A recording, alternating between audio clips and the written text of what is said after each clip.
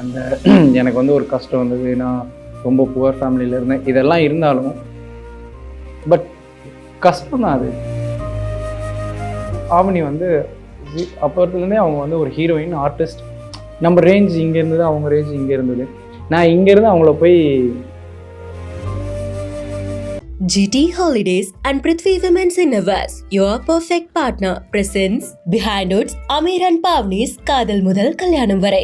Powered by Thangamayil, JNN Institutions, Engineering மற்றும் Arts and Science, Chennai, MCR Pure Cotton Club, VGP Marine Kingdom, Jayachandran. First Amar நிறைய ஏமாந்துருக்கீங்களா?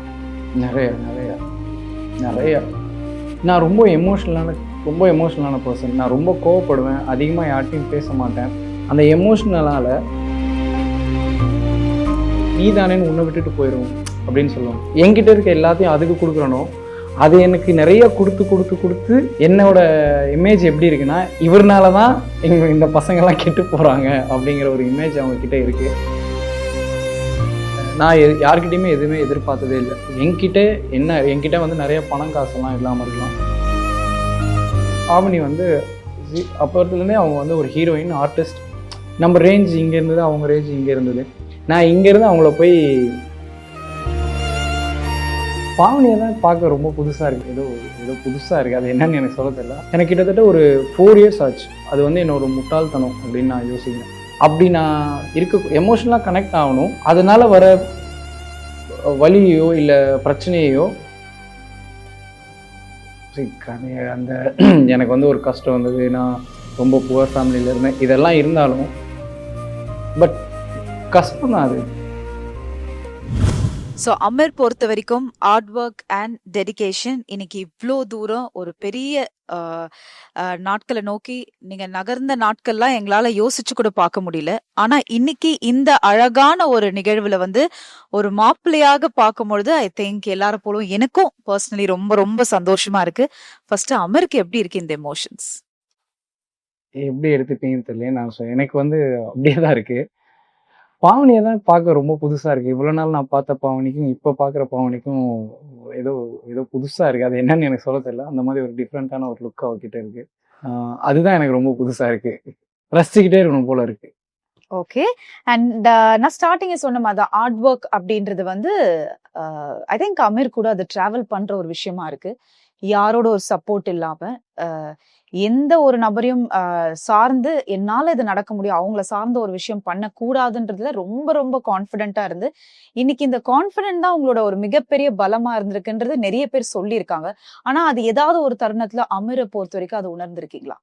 எனக்கு நான் எப்பவுமே அதை ஃபீல் பண்ணுவேன். எனக்கு ஒரு ஹேபிட், அது சின்ன வயசுலேருந்தே ஒரு ஹேபிட் அது.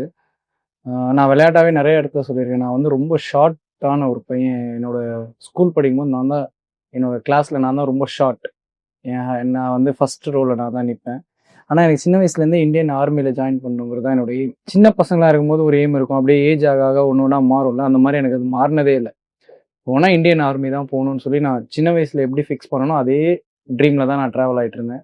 அந்த ஹைட் வரணுங்கிறதுக்காக டெய்லி புல்லப்ஸ் பாரில் தொங்கிட்டே இருப்பேன். 7th ஸ்டாண்டர்ட்லேருந்து புல்லப்ஸ் பாரில் தொங்குவேன். ஸ்கிப்பிங் விளையாடுவேன். இப்போ வரைக்குமே அந்த ஸ்கிப்பிங் விளையாண்டுக்கிட்டே இருக்கேன். பட் இப்போ போக முடியல. அதுக்கப்புறம் இப்போ நான் இந்த ஹைட் ஆகிருக்கிறது வந்துமே அப்படி பண்ணி தான் ஹைட் ஆனேன்னா. நான் லிம்கா புக் ஆஃப் ரெக்கார்டு வந்து 24 hours நான் ஸ்டாப்பாக டான்ஸ் பண்ணி பிரேக் பண்ணி அந்த அவார்டு வாங்கினேன். அப்போ அந்த அவார்டு வாங்கும்போது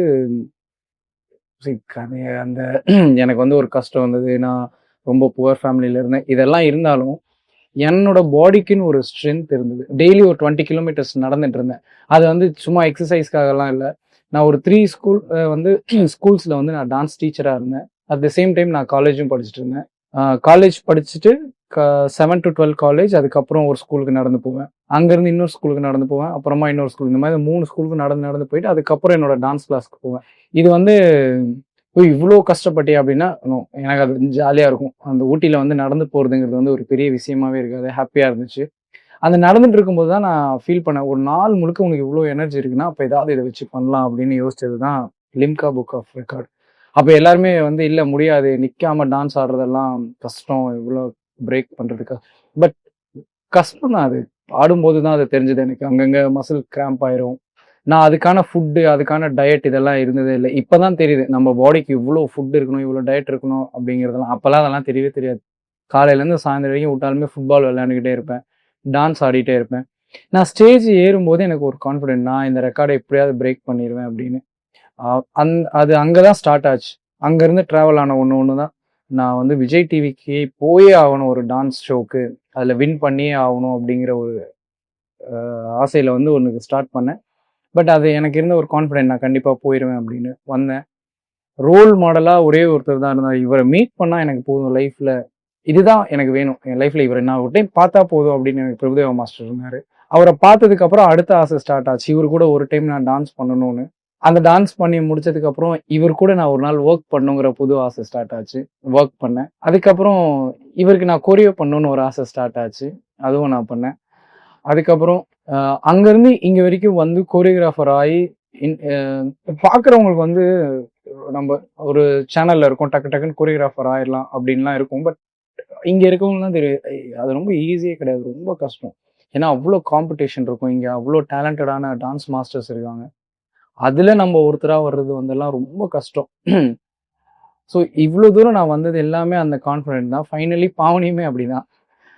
நான் இது இது இப்படி சொல்றதுல வந்து எனக்கு எந்த வெக்கம் கூச்சம் அப்படியெல்லாம் இல்லை. என்ன நான் விஜய் டிவியில் ஒரு கொரியோகிராஃபராக இருந்தேன், இல்லை மூவிஸ் எல்லாம் கொரியோகிராஃபராக இருந்தேன்னா பாவனி வந்து அப்போத்துலேருந்தே அவங்க வந்து ஒரு ஹீரோயின் ஆர்டிஸ்ட். நம்ம ரேஞ்ச் இங்கே இருந்தது, அவங்க ரேஞ்ச் இங்கே இருந்தது. நான் இங்கேருந்து அவங்கள போய் அவங்களுக்கு நான் லவ் பண்ணுறேன்னு ப்ரொப்போஸ் பண்ணிட்டு அந்த பொண்ணு எனக்கு திரும்பி ஓகே சொல்லணும் அப்படின்னு இருந்ததே வந்து ஒரு பெரிய கான்ஃபிடென்ட். அந்த கான்ஃபிடென்ட் தான் இன்னைக்கு கல்யாணத்தில் வந்து முடிஞ்சிருக்கு. ஸோ எனக்கு இருக்கு கான்ஃபிடென்ட் இருக்கு. எனக்கு இப்பவுமே வந்து சில ட்ரீம்ஸ் எல்லாம் இருக்கு. அதை நான் கண்டிப்பாக அச்சீவ் பண்ணிடுவேங்கிற எனக்கு கான்ஃபிடென்ட் நிறைய இருக்கு. நீங்க ரொம்ப அழகா ஒரு விஷயம் சொன்னீங்க. கஷ்டங்கள் அப்படின்றது வந்து யாருக்கு தான் கஷ்டம் இல்லை. ஆனா அமீரை பொறுத்த வரைக்கும் ஒரு கட்டத்துல கஷ்டத்தை மட்டும் தான் பார்த்து கண் முன்னாடி நம்ம கண்ணாடி முன்னாடி நிற்கும் போது நம்மளுக்கு அந்த கஷ்டங்கள் மட்டும் தான் வரும் அப்படின்னு சொல்லுவாங்க. ஆனா அந்த கஷ்டத்தை உடைச்சு என்னால முடியும் அப்படின்ற ஒரு தருணத்துல இன்னைக்கு ஒரு கட்டத்துல ஜெயிச்சு இருக்கிறாங்க இந்த அமீர் அப்படின்னா நம்மளை சுத்தி நிறைய விஷயங்கள் நடக்கும்ல. இதெல்லாம் எப்படி நீங்க ஃபேஸ் பண்ணீங்க? இத்தனை வருடமா இன்னமும் ஃபேஸ் பண்ணிட்டு இருக்கீங்க. How do you face all this? இப்போ நான் வந்து ரொம்ப சின்ன ஏஜ்ல இருக்கும்போது வந்து அந்த ஒரு வேளை ஃபுட் இருக்கும் வீட்டில், அவ்வளோதான் இருக்கும்.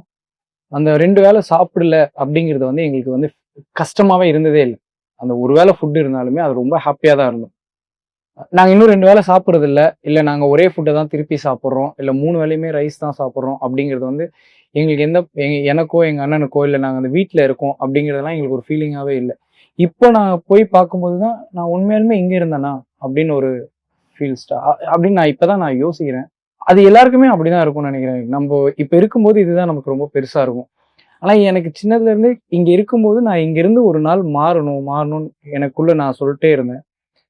அங்கிருந்து அந்த ஏரியால இருந்து நான் வேற ஒரு இடத்துக்கு வந்த உடனே அங்க ஒரு சில கஷ்டங்களை ஃபேஸ் பண்றேன். அங்கிருந்து அடுத்த ஸ்டேஜுக்கு வந்தோம்னா கஷ்டம் இருக்கும். ஸோ நம்ம ஏதோ ஒன்றை பார்த்து ட்ரீம் பண்ணி அங்க போய் சேர்ந்த பிறகு நமக்கு அங்க ஒரு கஷ்டம் கண்டிப்பா காத்துட்டு இருக்கும். அதை ஃபேஸ் பண்ணாதான் அடுத்த லெவலுக்கு போக முடியும். ஸோ எவ்வளோ பெரிய ஆளானாலுமே நமக்கு அந்த இடத்துல ஏதாவது ஒரு ப்ராப்ளம் இருக்கும். அந்த எங்கேயாவது நம்ம வந்து எதையாவது ஒன்று ஃபேஸ் பண்ணி அதை பிரேக் பண்ணி வெளியில வரணுங்கிறது வந்து எல்லா ஸ்டேஜ்லையுமே இருக்கும். அது வந்து ஆசையா எடுத்துக்கணும். நான் அப்படிதான் எடுத்துக்கிறேன். நான் இப்போ இவ்வளோ தூரம் வந்துட்ட பிறகுமே எனக்கு இங்கேயுமே நிறைய ஸ்ட்ரகிள் இருக்கு. அந்த ஸ்ட்ரகிளை நான் எப்படி பார்க்குறேன்னா, இல்லை இதை நான் பிரேக் பண்ணாதான் நான் அடுத்ததுக்கு போவேன். ஆனா இப்போ எனக்கு ஒரு ஜட்ஜ்மெண்ட் வந்துருச்சு. நான் அடுத்து பிரேக் பண்ணி இங்க போனதும் எனக்கு இங்க ஒன்று காத்துட்டு இருக்கும். அதனையும் நான் ஃபேஸ் பண்ணணும், அதையும் நான் பிரேக் பண்ணணும் அப்படிங்கிறது நான் ரொம்ப தெளிவா இருக்கு. அண்ட் உங்களை பொறுத்த வரைக்கும் நம்ம பார்த்த கஷ்டங்களை தாண்டி ஒரு கட்டத்துல we need to give this out. ஒரு விஷயத்த நான் வந்து டோட்டலா வெண்ட் அவுட் பண்ணணும், இது யோசிச்சாலே என்னால முடியாது அப்படின்ற ஒரு விஷயம் இருக்கும்ல. எல்லாருக்குமே ஒரு தருணம் இருக்கும். அந்த மாதிரி இன்னைக்கு you want to went this out, எனக்கு இது வேண்டவே வேண்டாம் அப்படின்ற உங்க மனசை விட்டு தூக்கி போடக்கூடிய ஒரு விஷயம் என்னவாக இருக்கும்? நான் ரொம்ப எமோஷனலான பர்சன். நான் ரொம்ப கோவப்படுவேன், அதிகமா யார்ட்டையும் பேச மாட்டேன். ஜாலியா இருக்கிற சமயத்துல நல்லா ஜாலியா இருப்பேன். பட் தனியா இருக்கும்போது நான் நிறைய யோசிச்சுட்டே இருப்பேன். எமோஷனலா நான் நிறைய பேர்கிட்ட கனெக்ட் ஆயிருவேன். அதனால நான் ரொம்ப சில விஷயத்துல எல்லாம் கான்சென்ட்ரேட் பண்ண முடியாமலாம் எனக்கு போயிருந்திருக்கு. என்னோட ஒர்க் அப்படின்னா, எனக்கு வந்து நான் படிச்சது தமிழ் மீடியம் ஸ்கூல்ல. அதுக்கப்புறம் வர எனக்கு இந்த லேப்டாப் எல்லாம் யூஸ் பண்ண தெரியாது. அதுக்கப்புறம் அதை கத்துக்கிட்டு அந்த எடிட்டிங் கத்துக்கிட்டேன். நான் அந்த எமோஷ்னலாக நான் ரொம்ப கனெக்ட் ஆவேன்னு சொன்னேன்ல, அந்த எமோஷ்னலால ஒரு பீரியட்ல நான் ஒரு பேசிக் லெவல் எடிட் கற்றுக்கிட்டு அடுத்த லெவல் எடிட்டிங்கை கற்றுக்கிறதுக்கு எனக்கு கிட்டத்தட்ட ஒரு 4 இயர்ஸ் ஆச்சு. அது வந்து என்னோட முட்டாள்தனம் அப்படின்னு நான் யோசிக்கிறேன். ஒன்றுமே தெரியாத ஒரு பையனுக்கு வந்து உன்னால் அந்த எடிட்டிங்கை வந்து ஒரு 1 வீக்கில் கற்றுக்க முடியும்னா நெக்ஸ்ட் லெவல் எடிட்டிங்கையும் வந்து இன்னொரு ஒரு 1 வீக்கில் கற்றுந்துருக்க முடியும். 1 வீக்கில் கற்றுந்துருக்க முடியலன்னா அட்லீஸ்ட் ஒரு 1 மந்த். இந்த 4 இயர்ஸுங்கிறது வந்து ரொம்ப லாங் பீரியட். அது நான் எமோஷனலாக கனெக்ட் ஆனதுனால தான். அப்படி நான் எமோஷனலாக கனெக்ட் ஆகணும். அதனால வர வலியோ இல்ல பிரச்சனையோ அது நம்மள ஒர்க்லயோ நம்ம எதுக்காக ஓடிட்டு இருக்கோமோ அதுல காட்டக்கூடாதுன்னு நான் நினைக்கிறேன். அவ்வளவுதான். இப்போ ஆஃப் கேம்ல கொஞ்ச நேரத்துக்கு முன்னாடி நடந்த ஒரு விஷயம், I just had an interaction with your students. So அவங்க சொன்ன ஒரு விஷயம் வந்து உண்மையாவே எனக்கு ரொம்ப வியப்பா இருந்தது. யூஸ்வலா நமக்கிட்ட தெரிஞ்ச ஒரு விஷயத்த நம்ம ஒரு 4 பேருக்கு கத்துக் கொடுக்கணும் அப்படின்னும் போது ரொம்ப யோசிப்போம், ஐயோ நம்ம தெரிஞ்ச ஒரு சீக்ரெட் அவங்களுக்கு போகுதேன்னு. But what they told me was like, எங்க மாஸ்டர் இஸ் கம்ப்ளீட்லி டிஃப்ரெண்ட். அவருக்கு தாண்டின விஷயத்த எங்களுக்கு நிறைய சொல்லி கொடுத்துருக்காரு. அண்ட் அவர்கிட்ட இருக்கிற அந்த கான்ஃபிடன்ஸ் தான், like he always breaks that. அவருக்கு ஒரு கோடை போடுவார், அந்த கோடை தாண்டுவாரு, அவரே போயிட்டே இருப்பாரு அப்படின்னாங்க. அண்ட் நிறைய விஷயம் நீங்க ஸ்டூடெண்ட்ஸோட ரொம்ப ஷேர் பண்றீங்க அப்படின்னு சொன்னாங்க. ஸோ உங்களுக்கு எவ்வளோ இம்பார்ட்டன்ஸ் உங்களோட எனக்கு வந்து ஃப்ரெண்ட்ஸ் எல்லாம் அவ்வளோவா இல்லை. எனக்கு வந்து ரொம்ப லிமிட்டட் ஃப்ரெண்ட்ஸ் தான் இருக்காங்க. அவங்க எல்லாருமே இந்த டான்ஸ்னால கனெக்ட் ஆனவங்க தான். என் கூடயே நான் இந்த டான்ஸ் கிளாஸை ஓப்பன் பண்ணதுலேருந்து இப்போ வரைக்குமே என் கூட வந்து ஒரு கேங் ஆஃப் பாய்ஸ் இருக்காங்க. என்னோட ஏடிஎஸ் பாய்ஸ் அப்படின்னு இருக்காங்க. அவனுங்க தான் எனக்கு என்னோட ஹாப்பினஸ். அதுக்கப்புறம் என்னோட ஃப்ரெண்ட்ஸ். எனக்கு அவனுங்க இல்லைன்னா நான் கொஞ்சம் டவுன் ஆயிடுவேன். அவனுங்க என் கூடயே இருக்கணும். அவனுக்கு ரொம்ப இம்பார்ட்டன்ட் எனக்கு. அண்ட் கற்றுக் கொடுக்கணுங்கிறது வந்து நான் எப்படி இருந்தனோ அந்த மாதிரி தான் என்னோட பசங்களும். எல்லாருமே வந்து கஷ்டப்படுற ஃபேமிலியிலேருந்து வர பசங்க தான். அவனுங்களுக்கு வந்து நான் முன்னாடி போயிட்டே இருக்கேன்ல, நான் முன்னாடி போயிட்டே இருக்கும்போது எனக்கு தெரியுது இங்கே என்னென்ன ஸ்ட்ரகிள்ஸ் இருக்குது, நான் என்னென்னலாம் ஃபேஸ் பண்ணிட்டு இருக்கேன் அப்படின்னு. அது எந்த அளவுக்கெல்லாம் நான் கொஞ்சம் அவனுக்கு பிரேக் பண்ணி கொடுத்துட்டா அவனுக்கு ஈஸியாக வருவாங்க அப்படிங்கிறதுல நான் ரொம்ப தெளிவாக இருப்பேன். நான் இப்போ வரைக்குமே அந்த பசங்களோட பேரண்ட்ஸ் கிட்ட வந்து என்னோட இமேஜ் எப்படி இருக்குன்னா, இவர்னால தான் இந்த பசங்கள்லாம் கெட்டு போகிறாங்க அப்படிங்கிற ஒரு இமேஜ் அவங்க கிட்ட இருக்கு. கண்டிப்பாக நான் அது இல்லை, எனக்கு தெரியும் அது இல்லை அப்படின்னு. நான் பெருசாக எதுவும் பண்ணிடல. பட் இப்போ வரைக்கும் வந்திருக்கேன்ல இந்த ஒரு ஸ்டேஜ், இங்கே வந்திருக்கிறதுக்கு என் பசங்க எல்லாத்தையுமே கூட்டிகிட்டு வந்து தான் என் கூடயே தான் வச்சுருக்கேன். அவனுங்களெல்லாம் நான் அவனுங்களை அப்படியே விட்டுறல, என் கூட தான் வச்சுருக்கேன். அவனுங்களும் அதனால நான் இவ்வளோ தூரம் வந்துட்டேன், நீ என் கூடயே வந்து உனக்கு என்ன இதனால் பண்ணிக்க முடியுமோ நீங்கள் பண்ணிக்கங்க அப்படிங்கிற கிளியராக இருக்கேன். ஏன் அப்படின்னா ஒரு பீரியடில் அவனுக்கு வந்து அவங்களோட காலேஜஸ் போகாமல் நான் சில ரியாலிட்டி ஷோஸ்லாம் ஆடிட்டு இருப்பேன். அந்த ரியாலிட்டி ஷோஸ்லாம் குழந்தைங்களுக்கு கொரியோ பண்ணுறேன்னா அவங்களுக்கெல்லாம் பேக்கப் டான்சஸ் வேணும். அதுக்கு பேமெண்ட் அவங்களுக்கு எதுவுமே இருக்காது, வந்துட்டு போகிற ட்ராவல் இருக்காது, ஃபுட்டு எதுவுமே இல்லை. அவனுக்கு வந்து இவருக்காக நாங்கள் இதெல்லாம் பண்ணுறோம் அப்படின்னு சொல்லிட்டு ஒரு நாளைக்கு 15 சாங்கை வந்து ஆடுவாங்க. 15 சாங்கையுமே ஞாபகம் வச்சுக்கிட்டு பின்னாடி டான்ஸ் ஆடுவாங்க. அவ்வளோ பண்ணவங்களுக்கு நான் எதுவுமே திருப்பி பண்ணலைன்னா தப்பாகும். அட் த சேம் டைம் நான் இப்போ சொன்ன மாதிரி தான் அவங்க என்னோட ஸ்டூடெண்ட்ஸ் அப்படிங்கிறதெல்லாம் விட அவனுக்கு தான் எனக்கு எல்லாமே. ஸோ எங்களுக்குள்ள வந்து இவங்களுக்காக அதை பண்ண அவங்களுக்காக இதெல்லாம் பண்ணணும் இல்லை. நான் போக போக அவனுங்களை என் கூட கூட்டிகிட்டு போயிட்டே இருப்பேன். பட் அவனுக்கு எல்லாருமே இப்போ நான் ஒரு ஸ்டேஜில் பார்க்கும்போது எல்லாரும் முட்டாள் பசங்க. இப்போ எல்லாருமே வந்து அவன் ஒருத்தன் அசிஸ்டன்ட் டைரக்டராக இருக்கான், ஒருத்தன் சினிமாவில் வந்து நான் ஆக்டர் ஆகணும்னு ட்ரை பண்ணிட்டு இருக்கான், ஒருத்தன் கொரியோகிராஃபர் ஆகிட்டான், ஒருத்தன் ஒரு ரியாலிட்டி ஷோவில் வந்து டான்ஸ் ஆடிட்டு இருக்கான். ஸோ இவங்களெல்லாம் பார்க்கும்போது நான் ஹாப்பியாக இருக்கேன். ஓகே, ஒவ்வொருத்தன் நான் கூட்டிகிட்டு போகிறேன் அப்படின்னாலுமே ஒரு ஸ்டேஜுக்கு வந்து அவங்களுக்கே தெரியுது அது எல்லாத்துலேயுமே அவனுங்க கரெக்டாக ட்ராவல் ஆகிட்டு இருக்கானுங்க. ஸோ நான் இன்னும் இதுக்கப்புறம் போனாலும் அவங்களை அப்படியே கூட்டிகிட்டே போயிடுவேன். how இம்பார்ட்டன்ஸ் டான்ஸ் உங்களை பொறுத்த வரைக்கும்? நான் ஸ்கூல் படிக்கும்போது என்னோட தமிழ் டீச்சர் வந்து என்கிட்ட ஒன்று சொல்லுவாங்க. நான் நல்லா கொஞ்சம் படிப்பேன். நான் நல்லா படிப்பேன்னா எனக்கு பிடிச்சி படிக்க மாட்டேன், எங்கள் அம்மாவுக்கு பயந்து நான் படிப்பேன். ஏன்னா அவ்வளோ ஸ்ட்ரிக்ட் எங்கள் அம்மா. அவங்க வந்து எப்பவுமே சொல்லுவாங்க, நீ எல்லாத்துலேயுமே வந்து நல்லா மார்க் எடுத்துடுற, தமிழில் வந்து உன்னால் நல்லா மார்க் எடுக்க முடியும், ஏன் எடுக்க மாட்டேங்கிற அப்படின்னா எனக்கு தமிழ் ரொம்ப ஈஸியாக இருக்குது அப்படின்னு அவங்க கிட்ட சொல்லுவேன். அப்போ அவங்க சொல்லுவாங்க, தமிழ் மற்ற எல்லா சப்ஜெக்டும் ரொம்ப டஃப்னு நீ படிச்சுட்டு தமிழ் தானே அப்படின்னு நீ விட்டுட்டீங்கன்னா தமிழ் நீ தானேன்னு உன்னை விட்டுட்டு போயிடும் அப்படின்னு சொல்லுவாங்க. அப்படிதான் டான்ஸும் நான் நினைக்கிறேன். நான் அதுக்கு எந்த அளவுக்கு இம்பார்ட்டன்ஸ் கொடுத்து டான்ஸ்னு என்கிட்ட இருக்க எல்லாத்தையும் அதுக்கு கொடுக்குறனோ அது எனக்கு நிறைய கொடுத்து இங்கே வரைக்கும் கூட்டிகிட்டு வந்து உட்கார வச்சிருக்கு. இதுக்கப்புறமும் நான் அந்த டான்ஸ்க்காக என்ன வேணாலும் கொடுப்பேன். நான் எவ்வளோ கொடுக்குறேனோ அதை விட அது ஒரு 200% திருப்பி எனக்கு அது கொடுக்கும் அப்படிங்கிற நம்பிக்கை எனக்கு அதிகம். கண்ணாடி முன்னாடி நின்று இந்த அமர்கிட்ட நீங்களே ஒரு கேள்வி கேட்கணும்னா என்ன கேட்பீங்க? நீ ரொம்ப ஸ்லோவா ஓடிட்டு இருக்க. இன்னும் ஸ்பீடா ஓடுறதுக்கு என்ன ஒர்க் எப்போ நீ ஸ்டார்ட் பண்ணுவ? அப்படின்னு சொல்லி கேட்கணும். And how do you define அமீர்? அமீர் பொறுத்த வரைக்கும் வாட் இஸ் அமீர் டு யூ? அமீர் பொறுத்தளவுக்கு நிறைய இருக்கு. பட் எனக்கு வந்து இந்த ஏதாவது ஒண்ணு உன்னால முடியாது அப்படின்னு சொல்லிட்டா, அதை நான் எப்படியாவது பண்ணிடுவேன். அதுதான் அமீர். அண்ட் நம்மள சுத்தி நிறைய பேர் நம்மள எப்பவுமே ஏமாத்துவாங்க. ஆனா அந்த ஏமாற்றத்தை தாண்டி நம்ம ஓடணும்ன்ற ஒரு விஷயம் நம்மளுக்கு எப்பவுமே தோண்டிட்டு இருக்கும். ஃபர்ஸ்ட் அமீர் நிறைய ஏமாந்துருக்கீங்களா?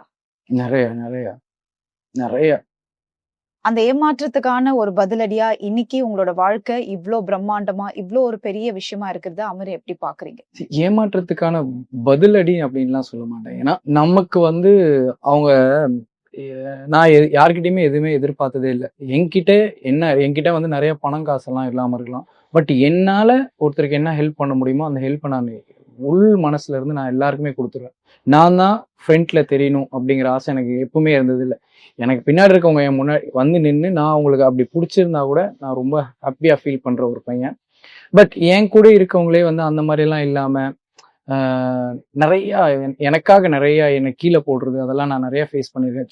சும்மா சொல்லணும்னா ஒரு ரியாலிட்டி ஷோவே இருக்கும். அந்த ரியாலிட்டி ஷோவில் வந்து நான் ரொம்ப போராடி அந்த டைட்டிலை வின் பண்ண வைப்பேன். அந்த டைட்டில் வின் பண்ண பிறகு அவங்க என்ன நினைப்பாங்கன்னா, அதான் நம்ம டைட்டில் வின் பண்ணிட்டோம்ல, நம்ம தான் பெரிய ஆள் ஆயிட்டோமேன்னு சொல்லி நம்மளை மிதிச்சிருவாங்க, கீழே போட்டு மிதிச்சிருவாங்க. நான் நிறைய பேரை ஃபேஸ் பண்ணி பார்த்துருக்கேன் அந்த மாதிரி. பட் அந்த மிதிச்சவங்கெல்லாம் அங்கேயே தான் இருக்காங்க, நான் அப்படியே போயிட்டே தான் இருக்கேன். ஸோ அவங்களுக்கு கொடுக்குற பதிலடி அப்படின்லாம் இல்லை, நீங்கள் பண்ணிட்டே இருங்க. நீ எனக்கு எவ்வளோ என்னோட வாட்ஸ்அப் ஸ்டேட்டஸே அதான் இருக்கும், தீமைக்கும் நன்மை செய் அப்படின்னு.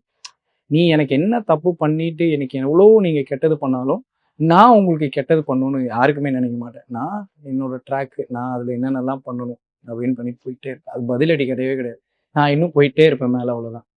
GT Holidays, South India's #1 travel brand, and Prithvi Women's Innerwear, your perfect partner. Presence behind Hoods, Amir and Pavni's காதல் முதல் கல்யாணம் வரை.